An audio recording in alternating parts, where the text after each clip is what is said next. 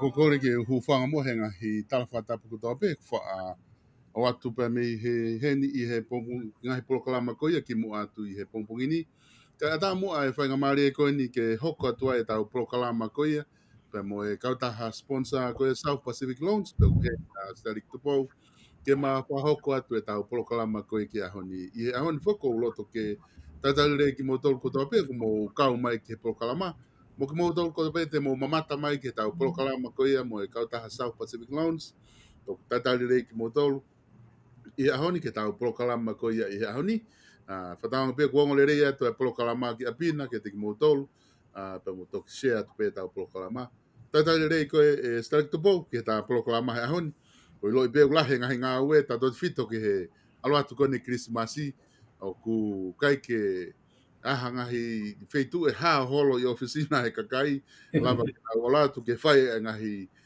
kore no pe mo kore hanga se ni ke whakalava ake ngahi fe mau viviri family pe ku ilo a foki a South Pacific Loans I he tau kainga Pasifiki I New Zealand pe he foki te tau kainga tonga ngahi ngau ko to pe mo whahoko lava tokoni ka tiki nau tole na ngai fie mao kehe pe whakapaanga.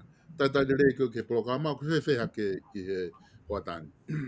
Ia malo pito Solvesta ku tuku ngalere I pe me ko tono ma turiki me hen me South Pacific Loans na ko tui ko to ko sene fitutaki ke ma office ko ya taha pe na fe pa ko na tula ta tau pe ko se mo iki nai pe ko mahino ko ia e ta programa he taimini na ia I pe mo ni na o si alatu na mo ni o ku mahino mai na fe ma we na hen ka ko ki kore ke na ki taimi mai ke tong ya ka re ke lava ta programa ka taim ta tau e Solvesta hange ko ia ko ke kamata ke ta programa tu ke ko fa mo pe ka ho ki mo ha mata pure ka ta ki lo tu mo to ko ta pe ko mo fa me mai ke polo kalaman ka tuku ke fa mal mal atu he fatapu ko kamata Solvesta mi pompongini pe mo no ngai polo kalama ko tu fe nga no pe a Solvesta ke fa mal mal atu ai mo toani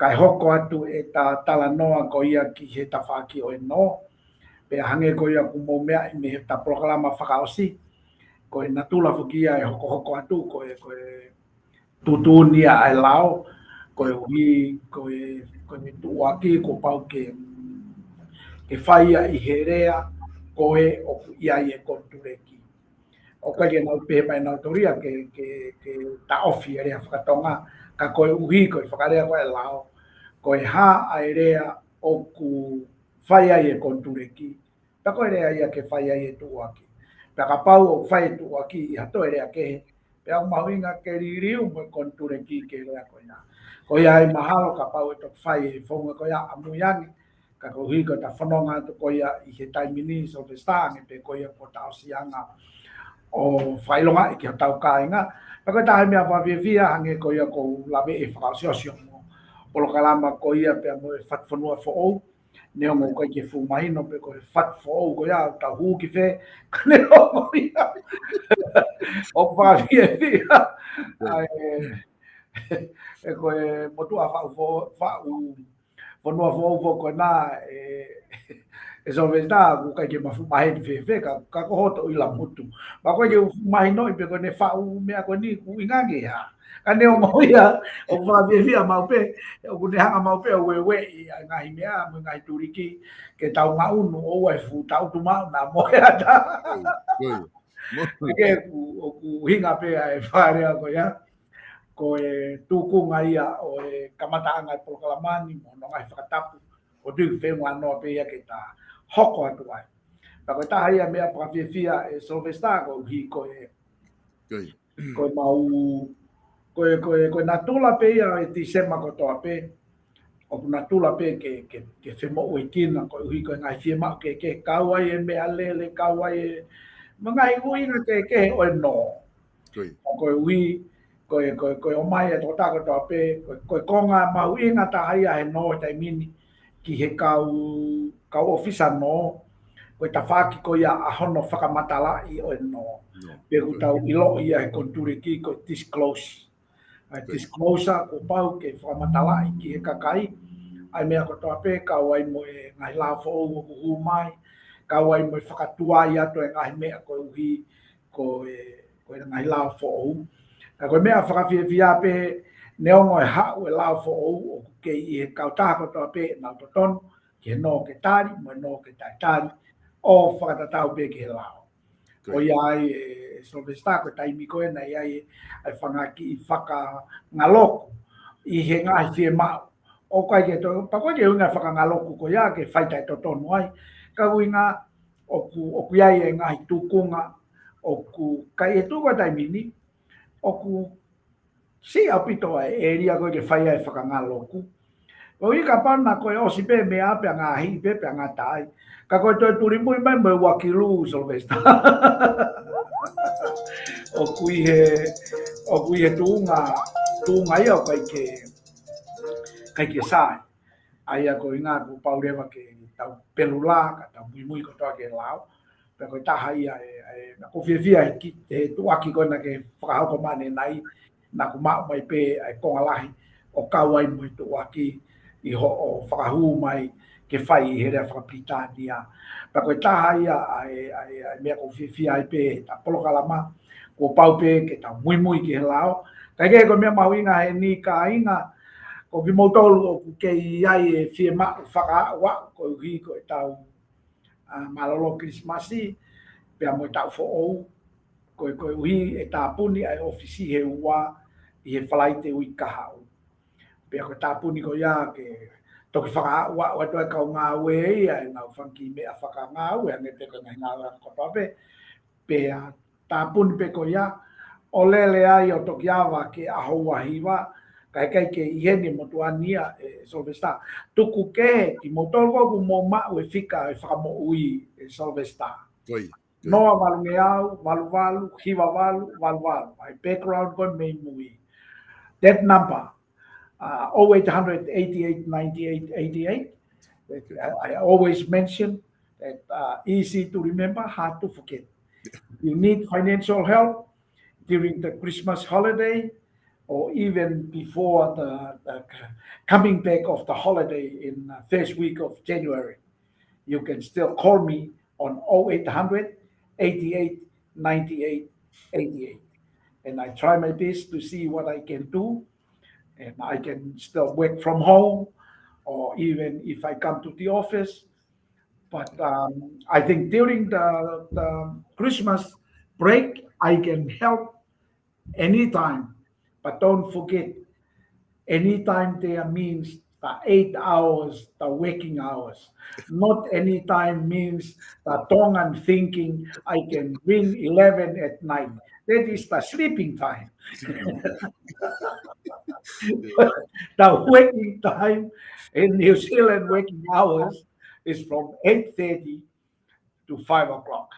So I don't mind if you ring around 6 o'clock, but not too late. Everyone need to have a break. Everyone need to have a holiday. However, I still can help even after hours. Koia Sylvester ai tunga mau iai o kuiai pe foki mo mau whanki me awa Christmas hen kia nau tolu koe e no pe atari. O koe ko ho mea mai pe o tā mai e o atu au me awa Christmas e koe ko Santa Claus ki mau tolu.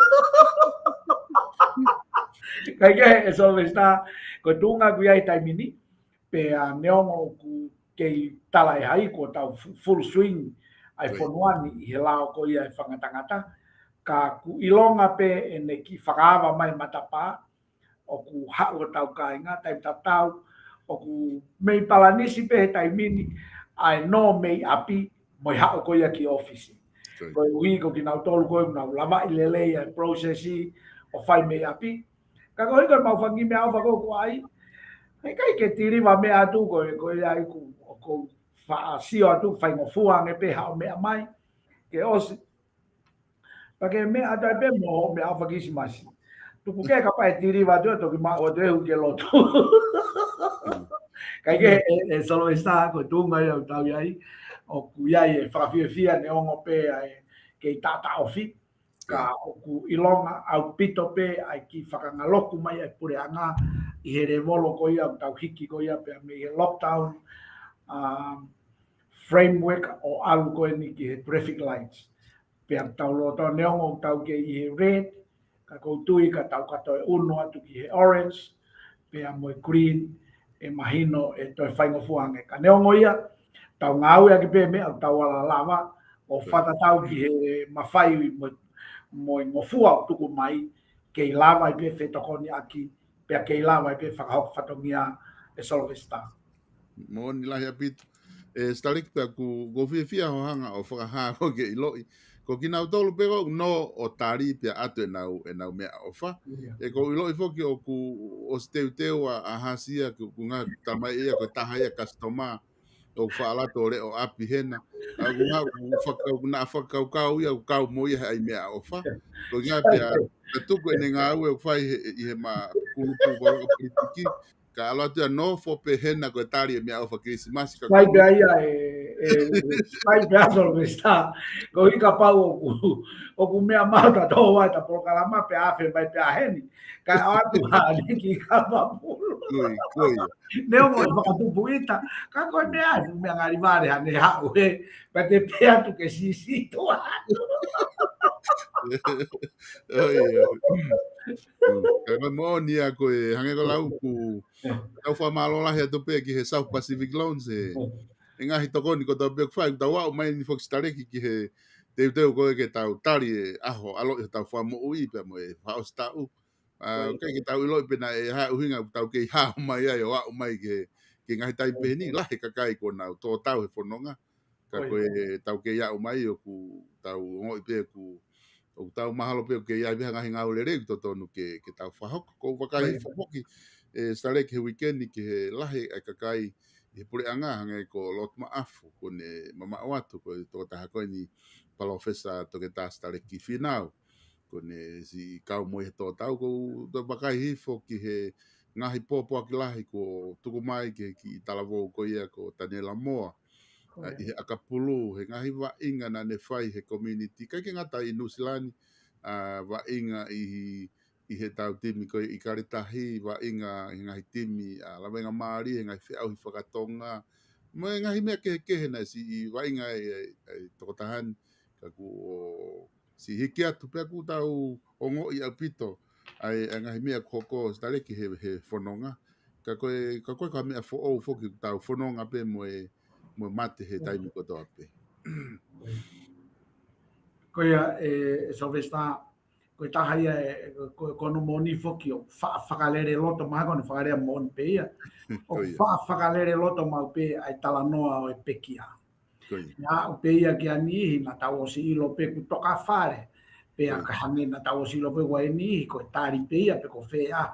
Ka koe foi momeniti koe o hoko ai o ku tau o moi pe ku tau teki.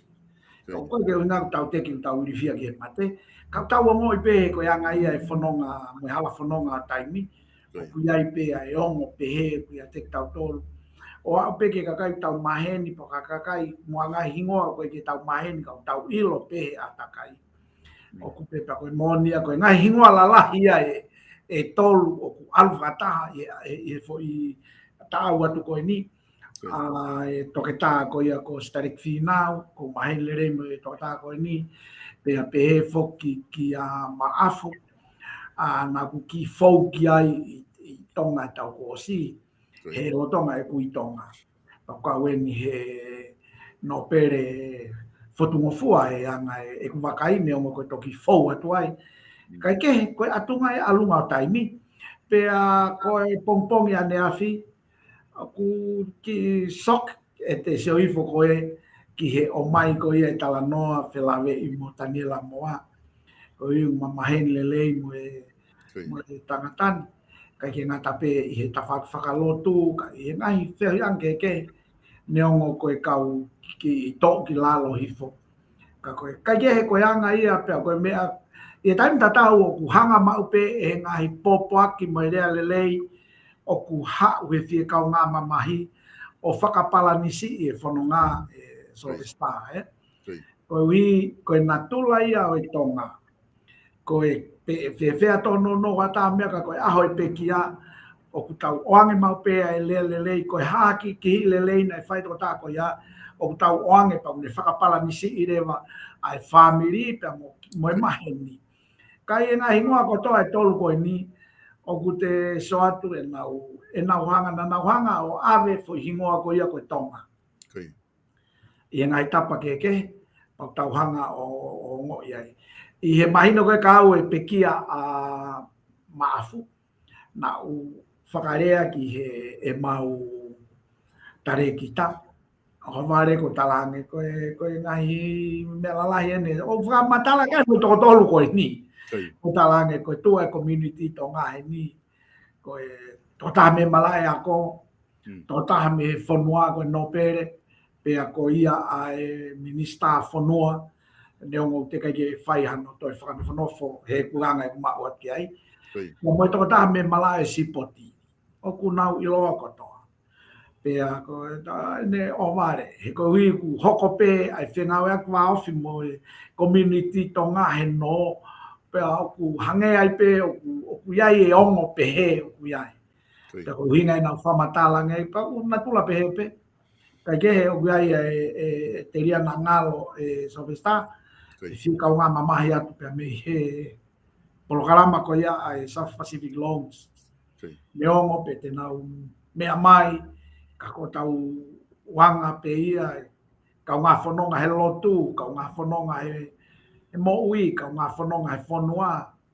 Tala monu ki he fie kau ngā mamahi atu ki he ngai whamiri ni kotoa. E eki no pere, pea pehe foki ki he toke tā, whamiri pea moe. Pea pehe foki ki a Daniela Moa, pea mo hono. Koe ki tūkunga u tau ilope. Pa koe ke huinga ini ke nau mea mai ke ai te hange halanga i mamahi. Au tau ilope ko ki family ku kei young family. Nau kei aluhake kei masila nau palani. Ko hanga peo mea ki family ko ni. O te sio atu pe ngai ai ngai palani ki ka hau e te sio atu e Solvesta. O ku nau aluhake he re volo o ku i whonuan. I ngai tawhake ke o e mo ui tata te fito ke anga e no fo. O mahino pena ia ngai palani nai whai sio ki ai. Kai e ahoni, ua wala mai e tau potaha mo ma whai whakarewerewa, tala mai tai to come home. Tako e ngata anga ia e tau mea ko tape. E ko tapolo kalama ko ni pe ko hai e mu ai a tau wa, ai ai e aho, e pe mai ai e kakai.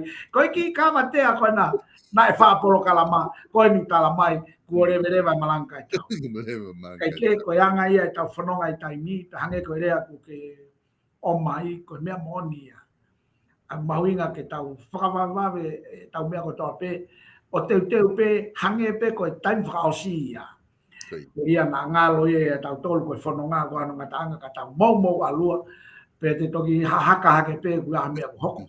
Ai ke e Solvesta ko tui o ku tau ongoi ko toa pe e ngahi mea whakai ko ni, taim ta tau o kuiai foku mo ngahi hingoa ko, o kai ke fie lawe ki ai, na vai ko hange ko tau whamomoa te a, ie tau tu whakatonga, i re volo i community, ngā hingoa ko whanonga pe o ku, i e mohenga i mamahi. Pe o ko tui o ku fie mao pe ngā hilo tu ke huuat ki ai. Ka ke he o ku whawhiawhia e tapolo kalama, he ko hui neongo o ku tau lau ki e no mo e hafua. O ke ngalo i a tek tau tolu ai moni mea ko ena tau tupu hake mo ia. A koe taha ia ko tui e taha ema ke anga tau tonga Solvesta. Koe paku tala pe kai wholofola o ku manongi ange aho e pekia, he aho e whanawi. Pe koe hawua no ngahi uhinga mo no whakatonu rea ai. Kau tau ilo pe, koe aho koe niu ne solova, ai ngahi mea kekehe. Wei ngai tō ke ko ne pekia pe, tukua koe motuana ko marolo, pe koe si koe lau atu ke ai he to ere amai. E koe ui ko te, pe he pe tapolo kalama Solvesta. Ia aho e pe he.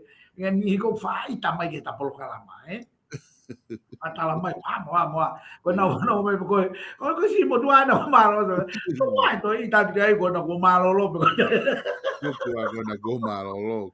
Kuku ke te mari Mone bito stare ku hange kalau te tato fok mai pe ana ina yangi ke ta no ke hanga hi me ko hoko atu I he te wat kun ke wika hau ke ngahi ke tato fok ma fa manat ke kainga kada kau ki afe imo ke ta ki afe ke he politikare ke ta fuli pare ta fa afe no ku o ko fo ke tu guange ke alo ta polo kalama no fo de no ku nga kata ki afe I pe ko ke ta afe ke politikare ke nga fo ke ko ta fo ke ne me ko mari ia stare ko talo o si ko ne filipare mia pa mga I siu ke hepe ka me ko fe hu ia me ta tau pe ia ke ta ko to he ta mo fa polo kalama ka ko ta mo fa no ka kai ke ai o mari he ku ha ta ko mo ne vi ha ta ko mo ne tari o me ke he pe tari ka kai pero pa hanga he kai nga fa no o fa ma opo ko to o hanga pe ko ya ko I loki ako te ala tu pe ko te ki me pena te whakau kau atu taha pe fo I direction ki ai. Te ki hae kau tamako laku mai wahe mai o a lua kia o sega pe te nofu ki te whakau tu te fulo loto anga whaalahe te whakau kau. Ko e whilipare mia starek ko ilo pe ia ku kehe mau pe viu ko ke o mai. I ha whainga mea whakapolitikare ta tala noa ki ai. Ka koe osian koe whiri o ku mau o la Sea Sovereign. Ko ku wakai pe ake ki ai ko na ke whakaukau nai ki he ola ko ia ko Sea Sovereign ko ilo pena ke na ke talamai fok te po ka po hiwa te toa ke hoko atu pe ka ko e pia pango he na holomu ia te kai ki au ki taimi ko ke whai e whakaosi ko whiri ka ko tu ko ngo tangata na ke amanaki pe ko ola ni mau pe na kai pe ke whakaukau ia na ke tai pau pe o ke mo miniti na whai whiri E o malo bito e so vesta. Na talatfo ke ta programa fa muy ko e ku firi. Koia. Kana ke o pia tauia ko me ai e hoko. Kana pia tu ko e ku firi. Koia. O hiwa. Tau talatu mo e ku hinga ke whakakakato. Ai palomesi na ne fai ko ngā loto he lorotonga. Ka o ange hano whenga maari pe fomo whatatau ki ai pe kai. Kai o te lava o ke ko historia ia taimini. Ko si mama hea ka koe ola koe ni na e mau o hange ko ho whehui koe ola pe ia na ko amana ke ai pe koe whamoni koe ki ai he nai pe heni mana tui nau tala atu koe whakaamu ke paremia a pohiva pe a tokoni ki ai a sovareni mo teu ko wi ko tunga whakasino o pohiwa, ka kaike ne lava I e tau e wha pe a aluhake ai pe a sovareni o paremia. Ko wi na I he whakaukau pe a ko a sovareni. E solvesta. Aia ko pe e au ia, ko ola ko e ni, ko ola tonu pe ia, pea, ko mea pea na tui ki ai, pe a kaike tui au ia, ko te aha isi uai, ke toi fai hano futala nga I fe solvesta. Tere ki ko ilo peo ko na tula I he mala e politikare, ko kai ke fie ma uia ke tau ke hange haki potanga I ka ke tau ere taha pe ke ere taha ki he. O kai ke na tula pe he fo ke politikare ia. Ko inga ke tau pe he atu. O totonu ke mo toko wao no koi whare area, taha o mea kotoa pe, su taha koe ha mo urea taha mea kotoa. O kai ko ke na tula pe politikare ia.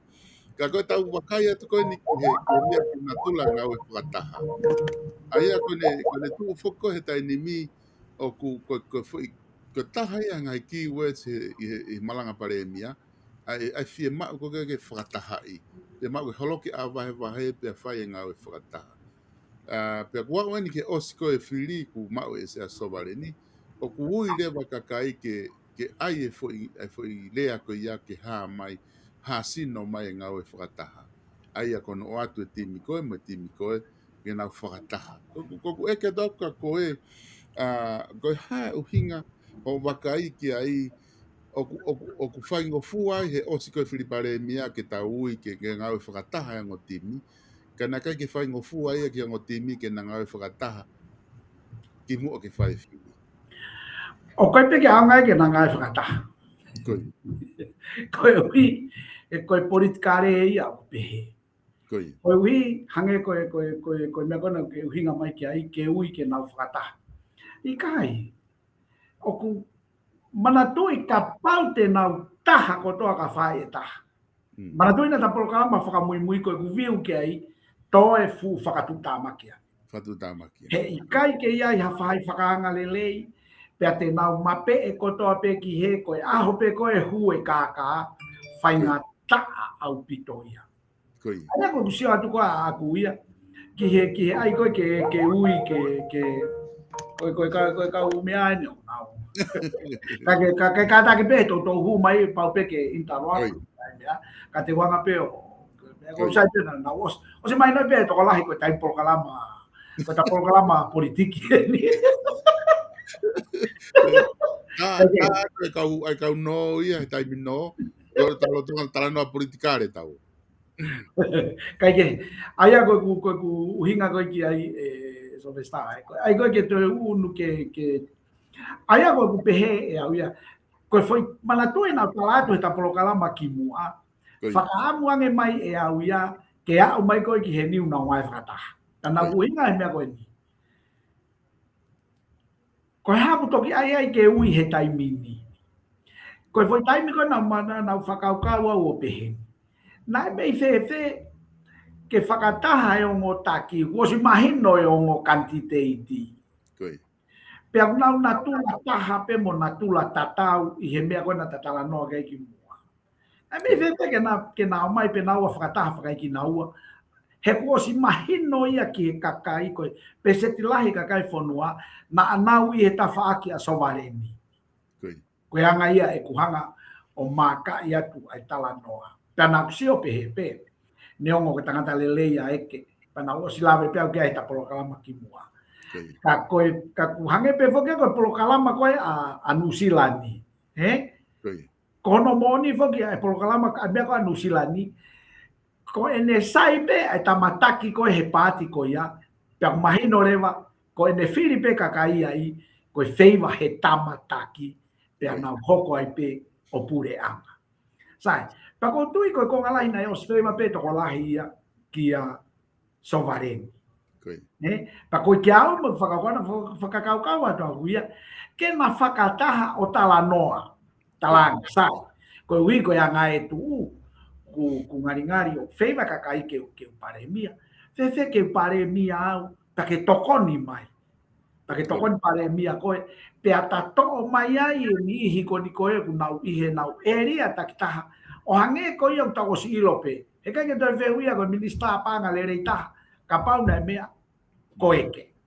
koi, Ka kone tu koe tai mini, kai ke ilo pe fe, pe e to mai e re rei taha, koe uhi koe foi mea koe nai hoko. Ko na takitaha na ua ai kauhala, pe e na tula rewa, so ko ki se fe matala a soareni na re pehe. E fai pe si o ki ai, ka e kei fika ulaki pe a ki nau tolu, na nau tolu whakataha mopo, pa whakanatula pe a ke pehe, ka i ta whakala ke tau tolu. Ka koe mea koe hoko he mea koe ia, e to o mai ai whika ua, o ihe sea mo e whatongia, kai tuku atu e whika ulua ki ia, koe uhipe, koe mea, ai koe mea koe na uhinga ki ai he ta proklama koe. He ka pau nai whai e mea koe ia ke te au. E ta ofi rewa e whakatau hosi, pea mo toi whetū kua ki ko talai heke mo e apua. Ka ke mahate tato ki lawe ka anai, he koe ke utui au ia ke mea koe kulau koe heke mo e mea pe koe whaina mea hala ia ki tau ngau ia he malae ko ia ka pau te toki lawe ki anai.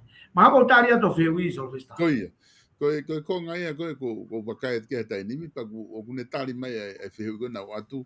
Ai e whoki e stareki ka ta wakai at koe kia tai nimi o ku malo he time a sowareni. Koe ko ngai ne taha o hake he tai nimi. O ku ai ni ihe ku nau o mai whakau kau koe ni na e taha pe e whika ia koe ai ka whafonga ka kai na e toko taha e na e te holo mui ni whiri ana. Kai toko alake rewa ka ufofonga no brea toko nima. I hene tu ufoki moana na te ki whae whirina tamai no toko taha ua. Ai e ko toko farm he kau no brea na nau hau. i he anga koe o e wakai ki ai, pe ku hae whainga, ko tu ka kuna e mahana e toko tahaua pe kau, tu mao pe ka whongai ka kai, ko tu ka kau no perena nau o wha. Ka iho wakai koe ki ai, ko fofua taimien ke nau, toko haa no whainga whakarea, ma kehe nau whiri e, te tawa tai nange nau whiri, ko inga he na nau aholo whakataha pe nau whiri e nau tolu talo e tau ririu, ngai tau wana whango fulu taha wha, waf taha fit, taha hiva, na nau ko hai pena nau whiri ka ina nau whiri kotoa. Wafe wa taha re wai ni ko nau makehe nau whiri, fe o wakai koe ki ai. E so vesta o ku tau a apa he koe kau no pere a ene a fio. Koi. Ka koe ku pehe e au whakai au. Kau ene he laka mau lalo. Ka koe whakatulou a wira. Koi. Laka mau lalo. Neongo o taua taina he mea whakapolitikare ki e totonu ai taha ke. Ka kohonau pure Koi. a ene a fio. Koi. Pea koe ku mau ki ai, na o siui e nau whakataha. Pea na e oange e nau pure. Koi. Ka koe tui o tutonga, o ne talangi ka nau tolu. Ko whē whahai e tokolahi, ta mō kau whataha moia. I he uhinga, koe whahai koe e tokolahi, koe kakai hia. Koi. Pea mahino rewa o kunau alu o kau whataha moi kakai. Kia te au he fo i uhinga pe ko ia, kau ia he fo i laka, pa ko whatulau e koe kau tama i longa. Koe mea ko whau ke whakau kau, hana na whai pehe ai. Koe uhinga nai ke whakahihi fo i e mea, ke pare mia a eke, pea he neongo e mea, ko pohi patu e nua ulau pe ne hahake, ka koe fo ui koe hifo.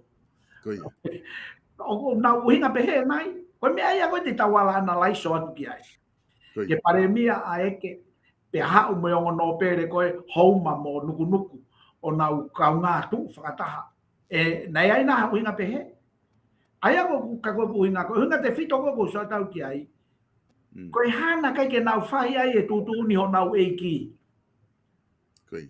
Mea ia koe heu anga tu moe fie matamua. Whamore more pe rea ko whaika ko ka kita whatu poita whenga mea pe. Hange koe ni solvesta. Ka pau e hau hataha ngā au e mai ka au patalange. Au o whai e mea koe. Pea alu ia whai hono loto. Koe whakatupu ita. Aia, hange pe koe kulau ko whakatulou lahi ki he kau hou iki koe ni. Kai ke, i he resoni koe, e toka i kolo he mau resoni whakawholofola. O maulotonga lere he taiming, he whakakau-kau. Ko zatu o pe neongo e mea ka paure, ma koe au ke konga whakaosi, e ase mea whakarieria i he tempare. Ma ko manawa si na koe whakamoni mai a koe, kau tama koe ni, ko ofi matanga, he ko nau whai e fu mea kovi au pito. Whakamore ka kou sio atau ia, hala, pea moe tae ngai. Ke hiri e tala e nau tutun koea. Nai tupunga nai na nau fie heilo. Ka koe kulau whaka maapopo whakatau ni nau mea nei whai. Koe kovi lahi. Stale ki nā ku whanongo i he mea a Lord Lasike. I he prokalama a Setita Tuine toa. Nā ku whanongo i he ne mea a Lord Lasike. Koe ki konga ni ko hanga o kouti atu pe mene rea, ko tanga tonu pe mene rea na ne, ko ne rifea ke kau no pere na ne pehe. Koe haa koe ki toko nima kare ko na e te whai holo. Ia koe fui lea ia. Ko hanga o quote hanga tonu pe ai fui lea.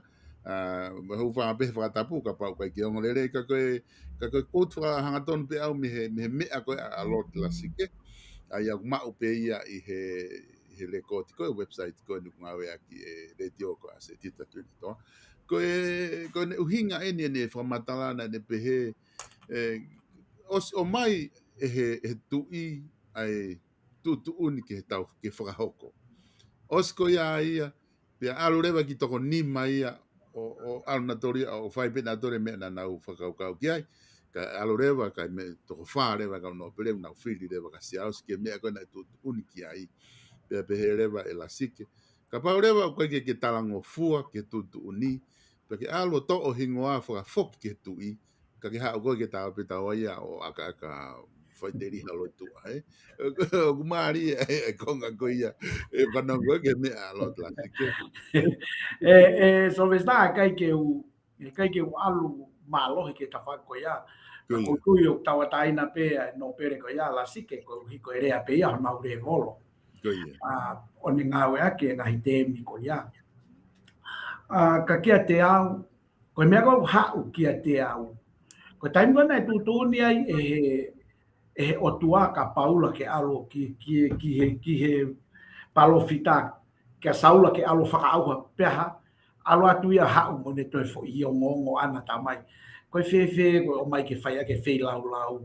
nais monu manu whaka o mo ya ko pe to ai fo ni o ku sayange ai talango fua e fai fe lau ko hano au hana foki ato pe ato e ho afio ko ni ko mau pure anga e pe mai tu ka ko fe fa hai na to lahi na talatu ka mo tolu ke mo ka he to lahi ka mo to mai mo tolu he kai ke wai tai foi le ala sike ko ia ele a ke ia hona ure volo ka o tu ia ke lau ala sike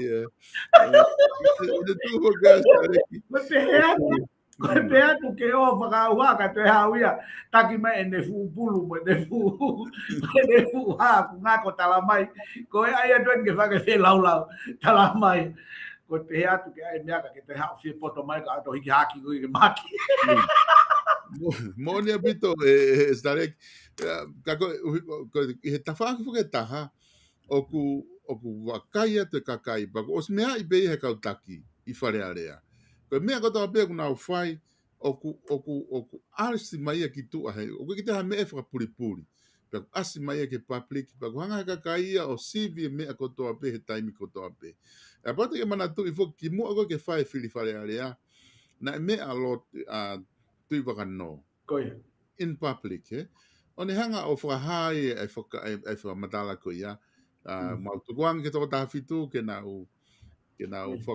whanga ngawe ke whiri e puri anga pea au ke taimi koe na e paka taimi te mau kaua I hono te site koe puri anga koe whaha e toko lahi koe te mau ange whainga maari e ki ai koe konga ko ia no forever kakai o tatari ke aho whiri ke nau sio pe o ku mui e kau no pere o whai e mea ko na nau mea ki ai ki he kakai he totonu ke tatau pe mea ku nau mea ki ai mo mea ko ku nau whai ka kone nea mo ko nau tawatain he tama he tola tukuanga pe kau no pere ke nau tawatain he ko tawatain na ma he ko institutone tatau pe mo tawatain na kakai ka ko tau tala no afo ke tai menu fihi ai ai mea nau mea mai ko ke kakai mo mea ko whai na ke mea ni na nau mea mai ke kakai ko ni o mawai ka pate ta foki ki ai he ko ia tawa taina e ana lai so mo mai mo ni ka pau e tuku e ngahi tuunga ku ai kai lava ke tau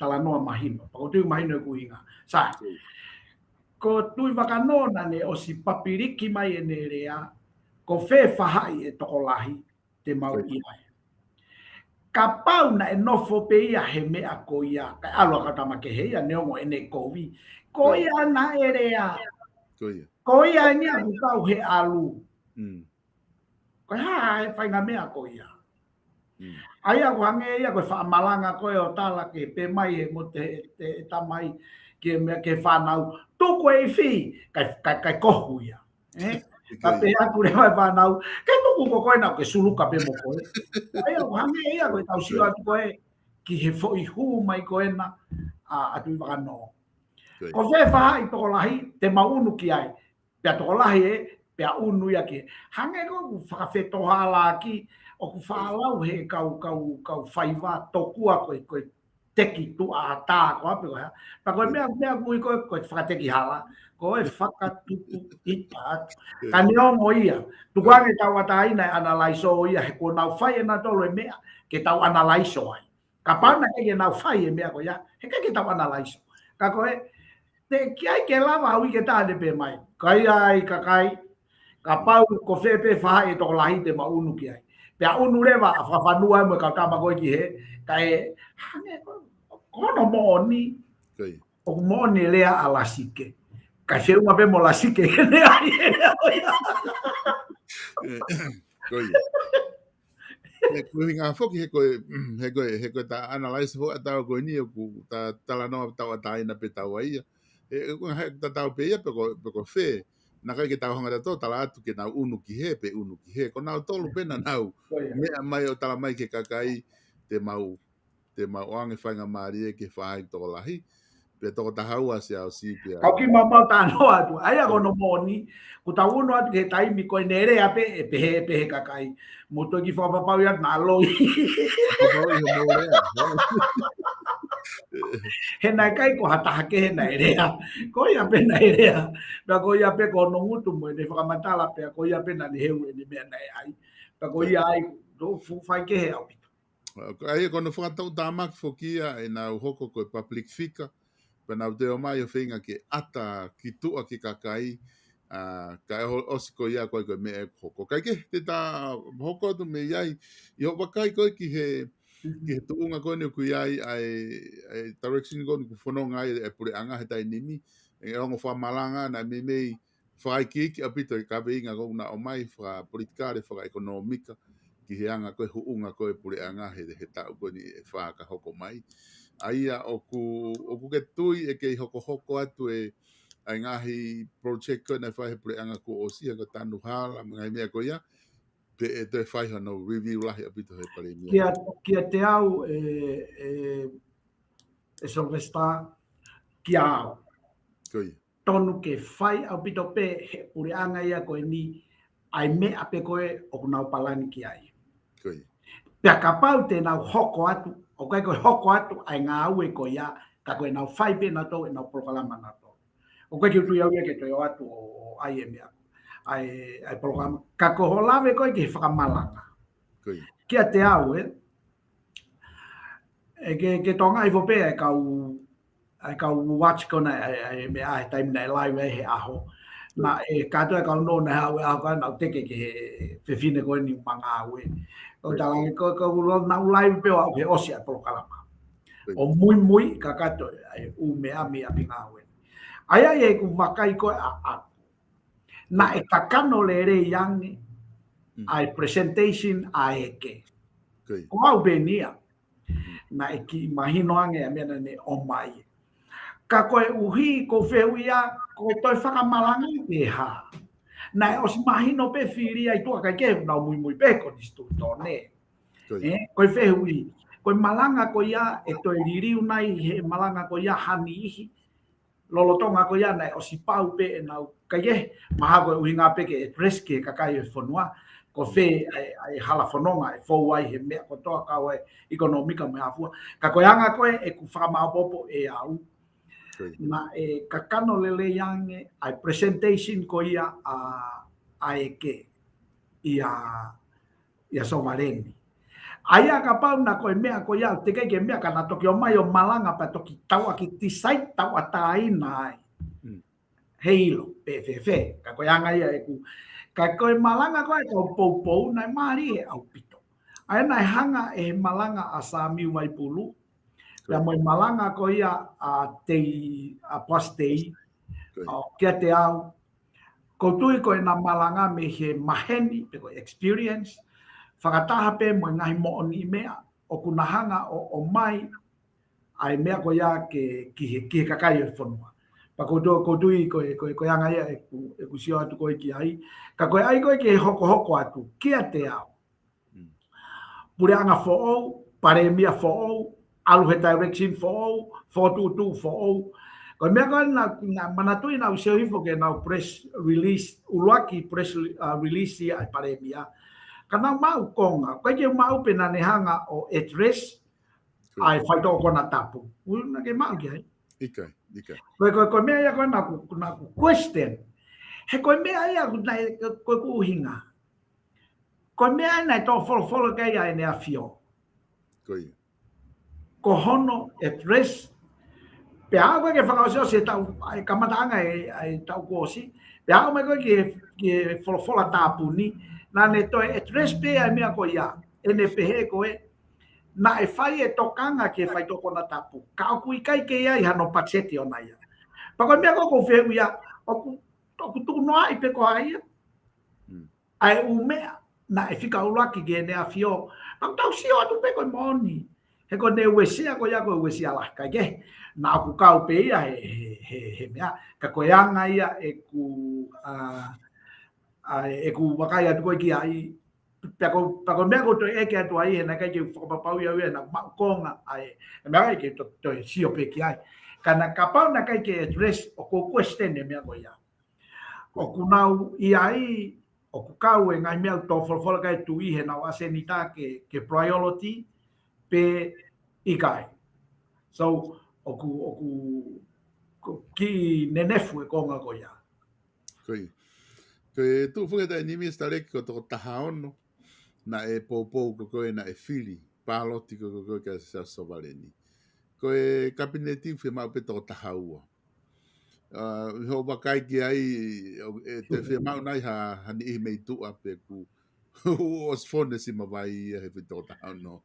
O kai ke tu mana tu na ta spolo kalama pe taua ki mu ana utalatu ko o si ko foi toko ta fitu ko ka kai he fili ko ni.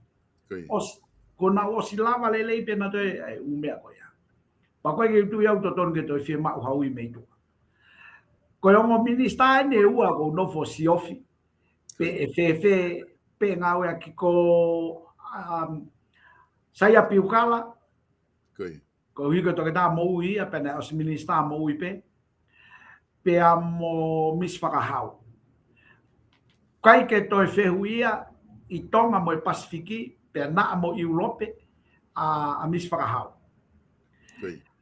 E ave nai e rei taha ki hono ke sea ko ia pe e hanga e foi firi a koe mo mea o uhinga he ko mahi noi pau ia patoa me. Ka koe rei taha. Nuko e lau patoa ia mo e lau mea wange ai rei taha ki e tamana e o atu e kakai ke whakahoko e whatongia. Pea koe taha tala mai koe whare pe taha. Ka kuo ia. Kai kia koe anga pea e ku e pisato. Ka pau e ave o mo fo iua ko ia maalahi a sobareni. Koe ui ke holoke a wahe ko ia kai koe ui ko si ai pe pa koe tawaki whakapatseti ai. Ka pau e minista paanga a saia piukala. Aia ko ne mau pe e ne wahenga whakawhare a rea mo i ki extra koe koe ui kono tunga minista pea koe whakamore pe ia ke foi portfolio ko ia. Ka pau e i kai e kei wahe whare a rea pe saia piukala. Pea toi o atu me toko tahaya meitua ke minista aia o kutoe he tau mani ko o atu he mano. Ko tui pe kui he kilu. Pe kui he laimi atu ko ia. Ai ko kuinga, ka pau me he patseti o ko seivi pe i he foi sino i taha. Ai foi whatongia ko ia. Pa kui kai ke pe he ko oange ki ai ko whakaai pe ko ikai. He's a doctor. Medical doctor. Ta koutuina ne o si iai pe. Pa ko korfa more pa ia ta fa ko ana pe he ko ka ko kuinga kuia o koe ke usio patoa au pe sio ha ko sio pe ke whatongia ke le rei taha pe koe na nei os whiri he kakai i he funga na whiri whakapoto o atu ai tama ki e mea taha pe anga hau e aki Koi mo lahi apita koe ko tu i he tai ni mi tau hanga na ke tu fok o ko tu koe ke logo ha fu koe ke mau ki he time frame ko no whiri e kabineti pe o ku fia mau ha foi time ki ai ka goti malo o kwai pe kei taimi lahi pe ia ki he paremia ke ne hanga o whiri ni kabineti ne o ku taini mia i he tau whakau atu e kai ke whiri ki tai ke te paremia tai ai o te lue halo pe o te o silo pe ki tai a ngahi hingo o te nofo whakau ke malo pe kwai pe ni kune o si pentown pe ia ki lalo ki he ne pepa ke ngahi lakanga ma ka whanki lakanga pe ni ihi te ke ne fuhanga o whapapau i. Koe konga ne taha na ku sio ki ai. Lahi foke tau talanoa koe he mea koe ke horse trading, whatau hosi hu whanga whatapu. I ne hoko. Kana e mentionia he nau malanga koe whare area, o pehe he whafofonga koe e ta, Ko a o ke a honi ke taimi ko na fai na malanga ka fai fili. Tikai ke o mai halakanga ia e se sovareni ki hataha ia mautolo. Mautala noa be mautolo he no whinga e koe pure anga. O ke tui ki he whakamatala ko ia o ku malawa e whi mea ko a hoko pe a ka pau ku hoko ko mea lele ia. He ku malawa pe ke hoko ka hao wakai ki ai. Aunga koe pako whakamore atu ki he kainga me re mātua tau rei whito ki he kaumea koe ni wana tolu ai whahinga hua whakare mātua. Sylvester, tai pau na kai ke tu alau i ai.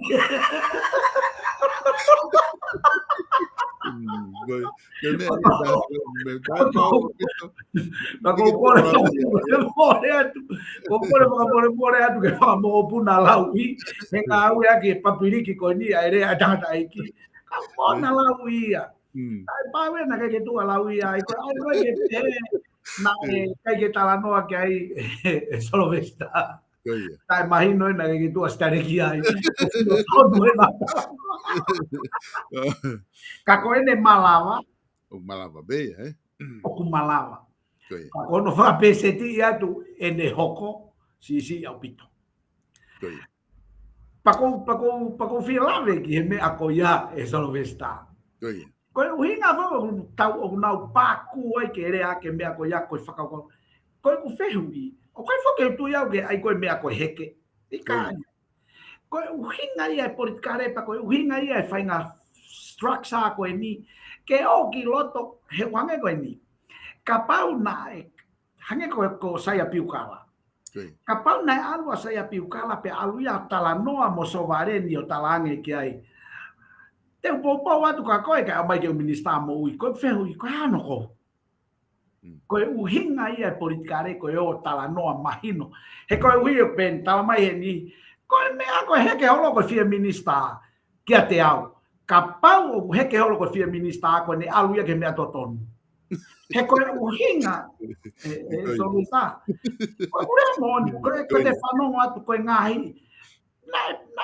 popo ki e ka ko ne tope ki lo toko heke ki he ko fie minister i longa hata na e unu holo i loto ko fie minister ko popo i lai ko o ku ke fai me toto he ku uhinga pe heni e solo vista ko e loto ko e kakai ngata pe ia i tua piri tau pehe hange ko sovareni firi tonga taptolu a sovareni ke tokilo pe koe na ko tokilo fatongia ia sovareni ke fight i loto ke minister pe alo paremia ke fakatafe maha momona ke kainga na nau ave ia ki loto maka pau ko ne huana ki he minister mo paremia ko tau mo akaka fakailo ia ke fakamau anga ka koe fatongia ia ko uhinga ki ai ko mea ko fata ia e tapolo kalama e mea lau koe ko heke ya au ka hata alu kiloto neongo na alu he patoaka wa kiloto o ne ilo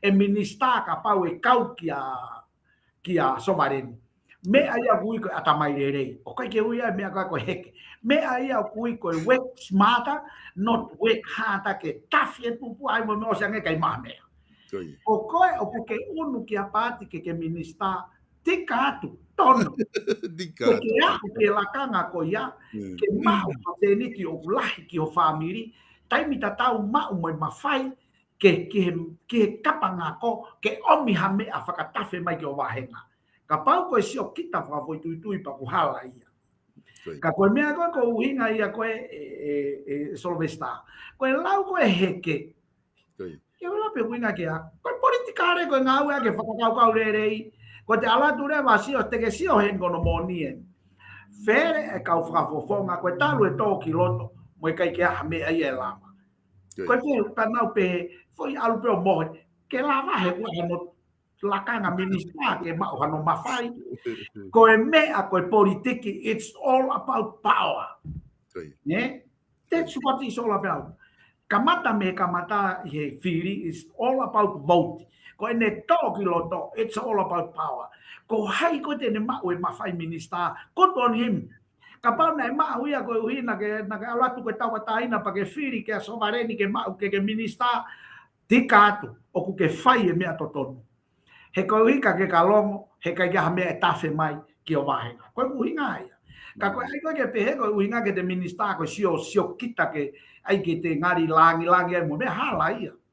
Ka ko eku uhinga i he mea koe ia.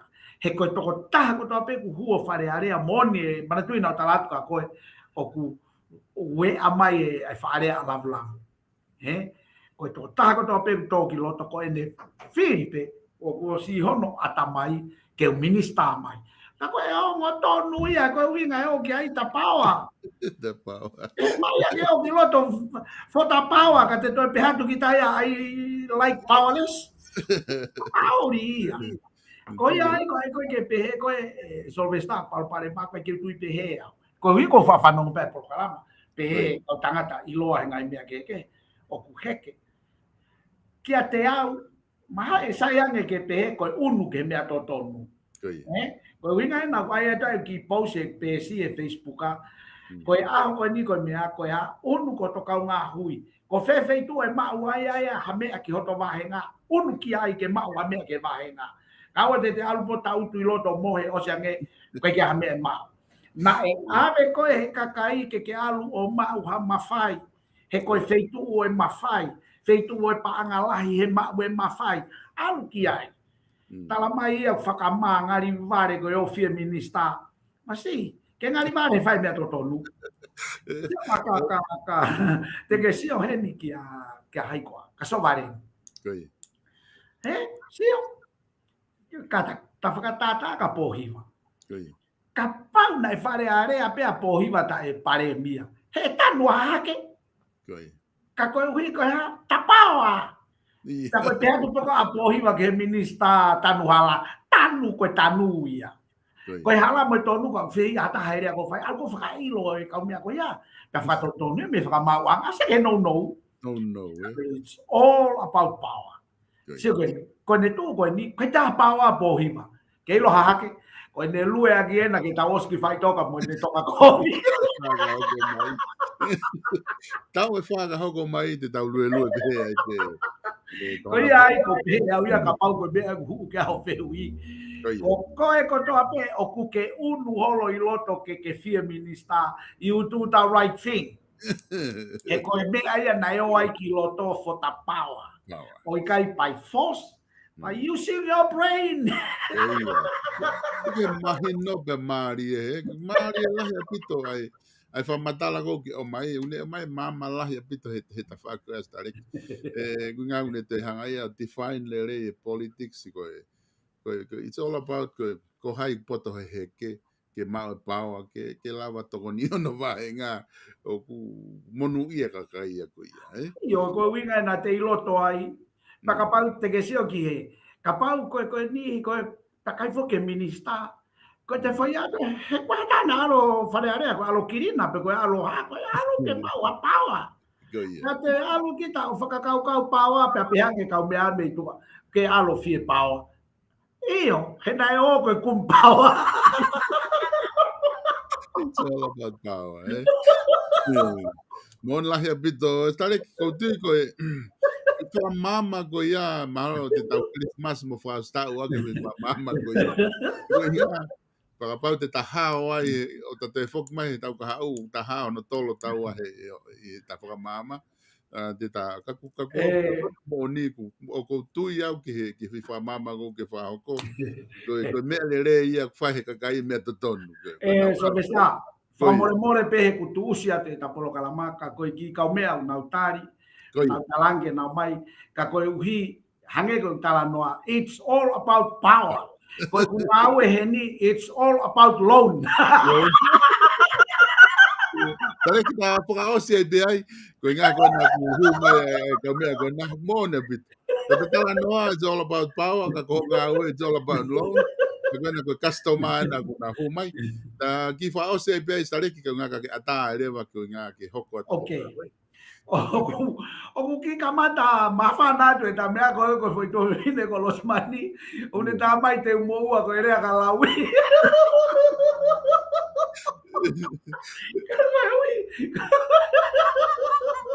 Mona Kalau he ni alo mai. so está o mo ke whakaosi le rei ta tala noa ka hange pe ko lau ane nai ko na o ki whare are it's all about the power and money.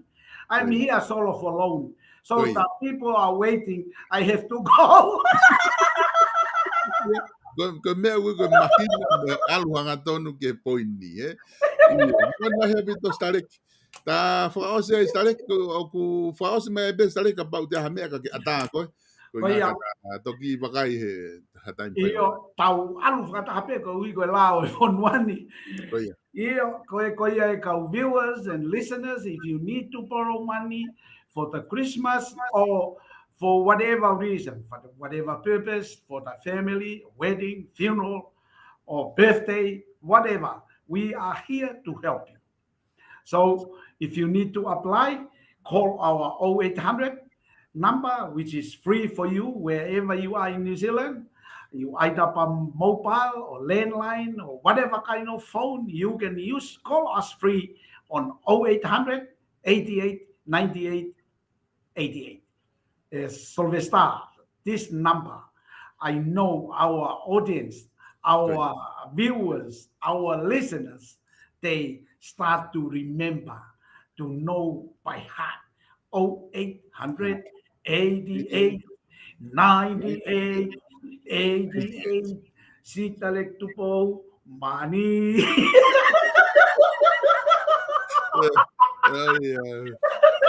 Mona he bit starek. Sio ko au tau ka au la ba ta foi hipa I he 0888 9888 ko u konga ko tau si vai fa balang be tau e foi tua ko ya starek I he tau ka we. O te te ai ke hoko atu na ala bea te una be fo hiva me wa ma te wa me wa me wa ta ka to e fononga ka hange ko lau ga me ka to e felu pe atu ke tau ka au e ki fai to farma ki ka ke kai ma ko fam pe ke pausia ki ma polo kala mai he ta ko programa frausia ni he tau ni o atu pe ai fie popaki fie ai popaki tamonu fa Christmas o fa ke mo ma o Christmas fia pe ka tau ka to e laka ia to e tau fona ke tau ma o frausta mo eiki pe tau wa sia e tau fona o fa ke tau to e foki mai mo I vilai ke hoko atoa ke tau fatongia I tapa ke he o e fononga